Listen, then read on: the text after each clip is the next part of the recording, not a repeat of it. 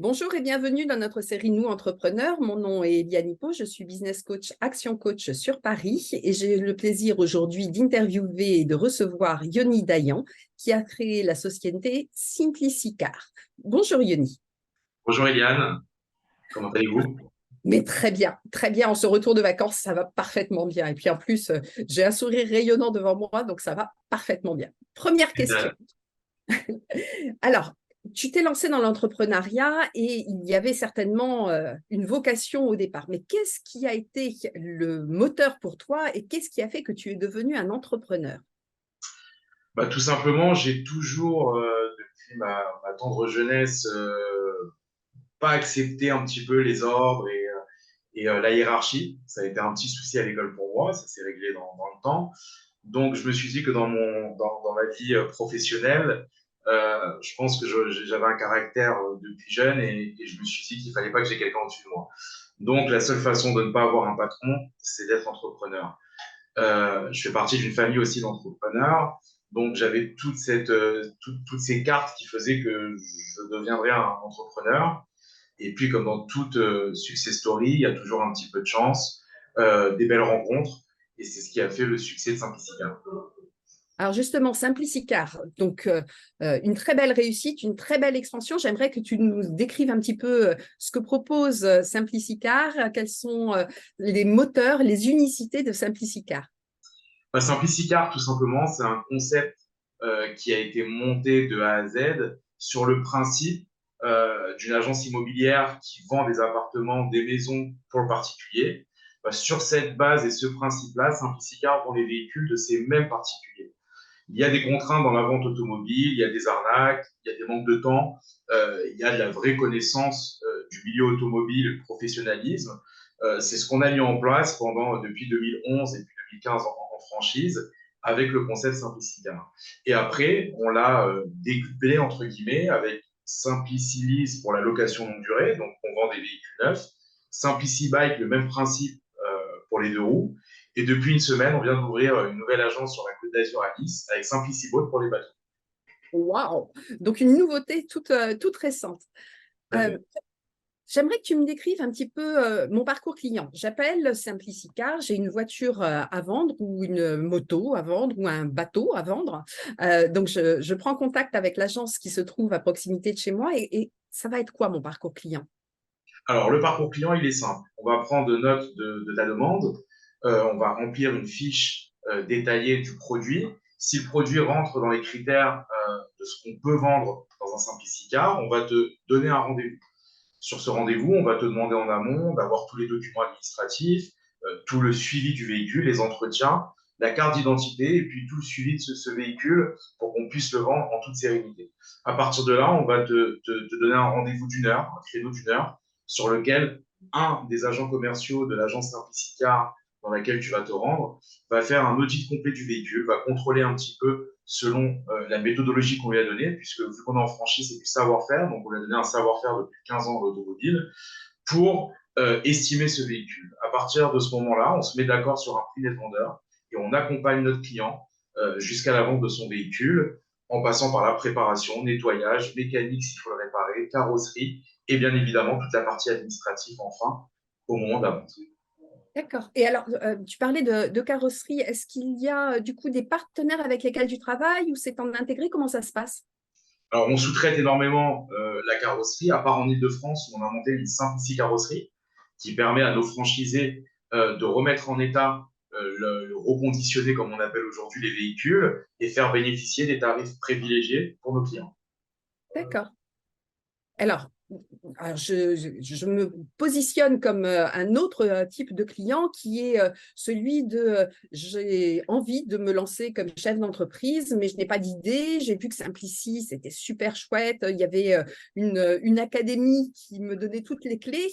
Donc là, je contacte directement le siège et je te pose des questions. C'est quoi mon parcours à ce moment-là en tant que futur franchisé, en tous les cas comme candidat? Tout simplement, c'est que tu vas avoir en ligne notre directeur du développement, qui est Sylvain Ritaco, qui va te poser pas mal de questions, en entonnoir évidemment, avec des filtres. Si tu corresponds bien aux principes et aux critères qu'on veut avoir chez Simplicicar, À partir de là, il y aura un deuxième rendez-vous téléphonique. On va essayer de pousser un petit peu plus la conversation. Si, au bout de ce deuxième entretien téléphonique, tu remplis toutes les cases pour être franchisé Simplicicar, dernière étape cruciale, rendez-vous au siège social de Simplicicar avec Sylvain et moi-même. Et là, on valide la candidature, on valide la zone, on avance sur le DIP, le document d'information précontractuelle, et 21 jours plus tard, si tout se passe bien, vous faites partie de la grande famille Simplicicar. Donc, en un mois, en fait, je peux pratiquement devenir franchisé Simplicicar. Alors oui, en un mois, on peut devenir franchisé Simplicicar. Après, il y a quand même une variante importante à prendre en compte, c'est le local commercial qu'il faut trouver. Donc, je peux avoir signé mon contrat, faire partie du réseau, mais pour ouvrir une agence, c'est quand même un peu plus long. On est entre 2 et 6 mois pour une ouverture. Oui, parce que le local, effectivement, doit être extrêmement bien placé. J'imagine avoir quelques contraintes en termes de dimension également. Tout à fait, il y a un cahier des charges. Et puis après, il y a une formation, comme tu disais, une académie, la Simplici Academy, qui dure 2 semaines au siège social. On passe en revue tout ce qu'un entrepreneur va devoir utiliser. Donc, ça passe du concept de savoir-faire, la législation sur l'automobile, la comptabilité avec un expert comptable du réseau qui se déplace pendant une matinée. On passe par le marketing, la communication. Tout est bien évidemment analysé et intégré à cette formation. Puis après, il y a un déplacement de nos équipes, 2 jours, dans la nouvelle agence qui sera ouverte pour le lancement de cette agence-là. Et je rajouterai, puisqu'on est sur Action Coach, que chez Simplicicar aussi, on a un coach qui s'appelle Julia et qui coach tous nos franchisés tout au long du contrat. Génial. Et les contrats sont de combien de temps? Et bien justement, on a fait un contrat simplifié. On s'est rendu compte que certains franchiseurs, mes collègues, ont des contrats qui sont un peu spécifiques, mais qui sont souvent liés au fait de se réengager à la fin du contrat. Je m'explique. Un bail de location, c'est un bail 369. Bah, nous, on a fait un contrat de 6 ans, qui est quasiment la moyenne d'une entreprise. 6 ans, on arrive à 6 ans. On peut rendre le bail si on n'est pas content de l'enseigne avec laquelle on a signé. Et il y en a qui font du 7 ans, du 8 ans, du 5 ans. Et nous, justement, on ne voulait pas de contraintes. Si un de nos franchisés n'est pas satisfait par le service, par l'enseigne Simplicicar, par tout le concept qu'on a mis en place, pas de problème, la zone, on la revendra très facilement. Et derrière, on se sépare. Ce qui n'est pas le cas aujourd'hui, mais c'était une prévision qu'on avait envie de faire, puisque quand on a signé notre contrat de franchise avec notre avocat, il nous a dit, vous savez, en règle générale, les franchiseurs font ça pour, entre guillemets, re-signer avant la fin du bail et pour réengager le franchisé. Bah, moi, j'ai pas voulu du tout ça. On est en franchise, le mot franchise, il a plusieurs significations. Moi, je vais être franc avec mes franchisés, c'est-à-dire que si ça va pas, bah, on se sépare, c'est comme un couple. Un divorce commercial, ça existe aussi. Absolument, je suis tout à fait en phase avec toi. Est-ce qu'il y a une volonté particulière sur une zone ou sur un type de personne? Parce que est-ce que c'est une idée à moi ou est-ce que c'est un univers plutôt masculin? Eh ben, tu te trompes. Tu te trompes tout simplement parce que derrière, on a des femmes, on a des couples, et il n'y a aucune obligation aujourd'hui d'être un homme. On a des femmes qui marchent très très bien. Donc ça, c'est vraiment quelque chose qui n'est pas obligatoire chez Simplicicar. Tu as vu nos couleurs, c'est du rose. Ça accompagne aussi bien les hommes comme les femmes. Mais voilà, on a des couples, on a des jeunes, on a des personnes en reconversion.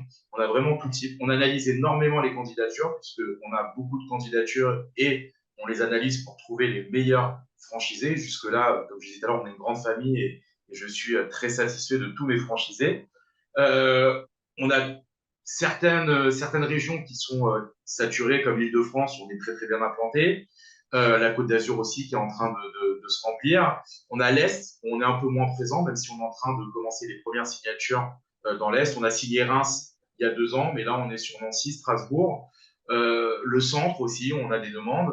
Donc voilà, on a un maillage qui va être national et la grande nouveauté depuis le mois d'août, Simplicicar est européen puisqu'on vient d'ouvrir la première agence en Belgique à Liège.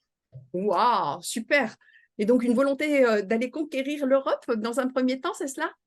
Alors, comme de mon habitude et de mon caractère, c'est step by step et c'est surtout prudemment que je mets en place les choses. Donc, c'est un premier test sur l'Europe, à savoir que déjà en législation, chaque pays européen est différent. Les langues sont différentes et c'est pas pour rien qu'on a commencé à Liège, c'est un pays en Belgique, une partie de la Belgique est francophone, pardon. Et on va continuer comme ça sur les pays francophones. Et puis, comme dirait l'autre, si la mayonnaise prend, on ira sur des pays avec des langues différentes où on développera Simpliciter dans toute l'Europe. C'est le projet. Et effectivement, la prudence quand on est chef d'entreprise est de mise et de rigueur. Alors, une question, Yoni, est-ce qu'il y a une idée préconçue sur ton secteur d'activité que tu aimerais balayer à cette antenne? Évidemment, le préconçu qui est en train évidemment de changer les mœurs, c'est que le garagiste, le vendeur automobile, c'est un escroc, c'est un voleur. Quand il y a une panne sur un véhicule, évidemment, on le savait. Alors chez Simplicicar, on vend à peu près sur 2022, c'est à peu près 20 000 véhicules vendus. Vous pensez bien que tous les véhicules qui ont des soucis, on le savait avant et c'est pour ça qu'on les a vendus? Non, c'est faux. Ça, justement, c'est une idée de préconçu. Aujourd'hui, ce qu'on essaye, c'est qu'on travaille avec les meilleures couvertures de garantie pour garantir nos clients au minimum de 12 mois dans le réseau Simplicia pour avoir de la sérénité et de la tranquillité. Maintenant, on a un concept qui est basé sur justement la confiance entre particuliers, d'aider le particulier, de conseiller l'acheteur d'un véhicule. Nous sommes publics, nous avons des avis Google et autres sites internet clients qui sont visibles. On répond aux problèmes de SAV qui peut être rencontré. Donc, il n'y a aucun problème pour ça. On essaie justement de redorer le blason de l'automobile et ça fonctionne bien depuis 2011. Alors, quand tu as lancé Simplicicar, est-ce que tu avais une idée de la rapidité avec laquelle ça allait se développer et est-ce que tu avais déjà l'idée d'en faire une franchise? Est-ce que c'était dès l'origine? Pas du tout. Pour tout te dire, j'étais dans le monde du prêt-à-porter avec mon père et j'avais une problématique, c'était le stock. C'était un déstockeur, donc il achetait beaucoup de stock pour revendre. Et ça me plaisait pas parce que je voyais tout le temps qu'il était angoissé de ses stocks, qu'il fallait s'en débarrasser, qu'il fallait les brader, qu'il fallait vendre. Et c'était une problématique. Ben, moi, je suis parti du principe où justement, je travaille avec des stocks qui ne m'appartiennent pas. Ce sont des stocks de particuliers. Et c'est un peu l'idée de ce qui s'est monté dans les années 2010. Moi, je me suis lancé en 2011. Quand les ventes privées, les showrooms privés.com, les grandes allées se sont lancées, c'était quoi l'idée? C'est on vend des grandes marques sans les acheter. On met en place tout un packaging autour de ces marques, on fait des belles photos, on fait des ventes préférentielles et on vend ces produits. Et on les paye que quand ils sont vendus. Bah, c'est le même principe chez Simplicity. On fait des belles photos. Aujourd'hui, on a signé depuis le mois de juin 2023 avec une société allemande qui était énormément présente aux États-Unis et au Canada sur l'intelligence artificielle au niveau des photos. Donc, on fait des photos et les photos sont reprises, recalibrées sur l'intelligence artificielle. On les met en valeur, on met les options en valeur et on vend. On paye notre client que quand le véhicule est vendu. Donc, du coup, on n'a plus de stock et c'était une volonté que j'avais. Et de là à penser à être comme aujourd'hui avec 70 points de vente, être à l'Europe et même à l'international, puisqu'on n'a pas parlé de ça, mais on est sur l'île de la Réunion et en Guadeloupe, à plus de Wow. 8 km de Paris. J'aurais, je pense, jamais pensé ça. Maintenant, il y a eu beaucoup de travail, beaucoup de prise de risque. Ça fonctionne, donc j'en suis ultra satisfait. J'imagine effectivement. Les facteurs de succès de Simplicicar, alors tu as parlé effectivement de l'imagination que tu avais eue et peut-être de la clairvoyance que tu as eue quand tu l'as monté, mais est-ce qu'il y a une unicité ou quelque chose que tu aimerais mentionner? Bah, la transparence, j'ai toujours été transparent un maximum avec mes clients et j'ai toujours vogué sur une éducation que j'ai eue avec un titre, c'est ne fais pas aux autres ce que tu ne veux pas qu'on te fasse. Et du coup, de partant de ce principe-là, je pense que c'est ce qui a toujours drainé mon leadership, si on peut dire ça. Et puis mon enseigne, ça a toujours été ça, d'aller vraiment satisfaire le client au maximum. Le client est roi, on le dit souvent, et vraiment d'aller dans ce sens-là. Donc je pense que c'est ce qui a drivé beaucoup le montage de Simplicicar et puis la réussite qu'elle est aujourd'hui. Et je pense que ça a été souvent ça. Donc réfléchir et se mettre à la place du consommateur pour se dire mais qu'est-ce que j'aurais fait à la place du consommateur et est-ce que j'aurais été satisfait de ce service-là? Est-ce que justement tu as une belle histoire pour illustrer tout cela, une belle histoire client que tu aimerais partager? Oh, j'en ai plein. J'ai des clients qui sont devenus franchisés. J'ai des clients qui sont devenus amis avec le temps. J'ai des clients qui m'envoient des messages à chaque fois que je fais un interview à la télé ou à la radio, ou oh là, Yoni, t'es parti ou t'es venu, bravo, mais on a toujours su que par rapport à ton sérieux et ton travail, tu allais faire quelque chose de bien de ton métier. Donc, des anecdotes comme ça, j'en ai plein qui peuvent me traverser la tête. Mais voilà, mais souvent, c'est une reconnaissance du fait que partir de rien, réussir à construire un concept comme Simplicicar. Et je dirais, je rajouterais quelque chose pour ceux qui nous écoutent. Dans la vie, c'est pas du tout de construire quelque chose. C'est qu'il faut le conserver. Il faut le conserver, il faut le faire évoluer, il faut l'embellir. Et ça, c'est un gros travail de tous les jours, un travail de remise en question permanente avec des équipes, avec moi-même, avec mon entourage. Et c'est vraiment quelque chose qui est très important et c'est ce qui me permet d'évoluer à chaque fois, puisque voilà, chaque fois que j'essaye d'entreprendre un nouveau projet pour Simplicicar, j'en parle autour de moi, j'essaie de faire des tours de table, j'essaie de convaincre, j'essaie des fois de ne pas les faire. Donc voilà, donc c'est vraiment important le bon entourage pour construire un beau projet. Oui, effectivement, tu es d'une famille d'entrepreneurs, mais derrière, tu as su t'entourer des meilleurs pour pouvoir booster Simplicicar. Alors, une question que j'aime beaucoup poser, c'est si on imagine qu'on a la possibilité de retourner dans le temps et tu rencontres le Yoni adolescent, est-ce qu'il y a un conseil que tu aimerais lui prodiguer? Euh, Est-ce que j'aimerais lui poser un conseil? Oui, la vie est courte, il faut aller vite. Donc, trop de réflexion tue la décision. Et des fois, j'aurais dû peut-être aller un peu plus vite sur certains projets et me lancer pour gagner des années d'entrepreneuriat. Mais ça serait la seule parce qu'au final, quand on a une success story comme Simplicicar, qu'on a quand même une reconnaissance du métier, derrière moi, vous voyez juste derrière, je ne sais pas si on voit la caméra, mais on a eu une reconnaissance d'AutoPlus cette année avec une reconnaissance des lecteurs, meilleur concessionnaire de France, Automoto pareil pendant 2 années d'affilée. Donc quand on a toute cette reconnaissance, on se dit que le parcours n'est pas si mauvais que ça. Alors, il y a des choses à gommer, il y a des erreurs, mais on essaye toujours de le faire. Et je pense que de toute façon, c'est comme un bon vin, c'est avec le temps qu'on devient le meilleur. Et c'est ce qu'on essaye de faire. Et les erreurs étaient peut-être nécessaires pour pouvoir apprendre une leçon et mieux rebondir encore derrière. Ah, je dirais une phrase qu'on m'a toujours appris, c'est il n'y a que ceux qui font rien qui n'ont pas d'échec. Donc, il faut passer par là, il faut savoir les maîtriser, il faut savoir ne pas tomber trop bas non plus, parce que moralement, c'est toujours difficile quand on a des petits soucis, des petits grains de sable dans la machine, mais il faut savoir être fort, et ça fait partie d'une de mes caractéristiques et de mon caractère, c'est le mental, et de travailler au fil du temps. Alors, une dernière question, Yoni, justement, est-ce qu'il y a une question que je ne t'ai pas posée et que tu aurais aimé que je te pose? Là, tu vois, c'est tribune ouverte, je te laisse le choix. Non, souvent des questions qui reviennent. Pourquoi le rose dans l'automobile alors que c'est un métier très masculin? Bah justement, d'aller à contre-courant du rose.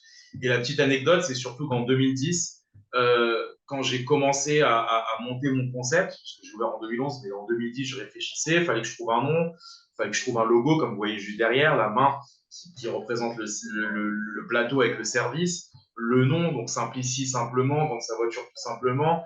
Je voulais une connotation européenne et internationale, car en anglais, c'est la voiture, Simplici en italien, c'est simplement. Donc, c'était tout ce mélange-là, et Simplicicar est 100% français. Et c'est surtout que je me suis dit, toujours en allant de l'avant, en regardant un peu la réussite, on essaie toujours de voir tout ce qui est au-dessus, les meilleures sociétés, les meilleures entreprises. Et puis, j'avais tapé sur Google à l'époque, en 2010, quelles sont les meilleures entreprises françaises actuelles. Et puis là, je vois venteprivée.com, showroom privé, Mythique, dans le prêt-à-porter, vous aviez Planète Sushi pour la restauration. Dans le prêt-à-porter, pardon, vous aviez Eden Park, Vicomte et Arthur. Et puis, quand j'ai regardé un petit peu toutes ces entreprises, ils avaient un point commun. Toutes ces entreprises-là, la couleur, le rose. Et le rose, à l'époque, c'est vrai que c'était une couleur, on disait, ah, c'est pour les femmes, c'est pour les filles. Et au final, ça s'est démocratisé, puisqu'aujourd'hui, même les commerciaux, quand ils ont un polo rose, quand on fait des thèmes pendant les séminaires, c'est du rose, bah, tout le monde joue le jeu. Et puis, ça fonctionne très bien. Donc, voilà une petite anecdote que je pourrais donner pour la couleur de chez Simplicicar. Merci beaucoup pour cette truculente anecdote et cette jolie histoire. Il me reste à te remercier. Merci pour ton temps, ton sourire, ton partage. Nous mettrons bien entendu dans le descriptif de la vidéo tous les liens pour pouvoir te retrouver. Merci Yoni, merci chers auditeurs. Je vous dis à très bientôt pour une nouvelle interview. Bonne journée. Merci à toi et merci à Action Coach pour nous donner cette parole. Et ça a été un échange très enrichissant en cette rentrée. C'est mon premier interview de la rentrée, donc vous m'en rappellerez. Il y en a plein toute l'année, évidemment. Donc, merci pour vous, pour ton sourire aussi et ta gentillesse. Et puis à très bientôt. Merci beaucoup. Très belle journée à tous. Au revoir.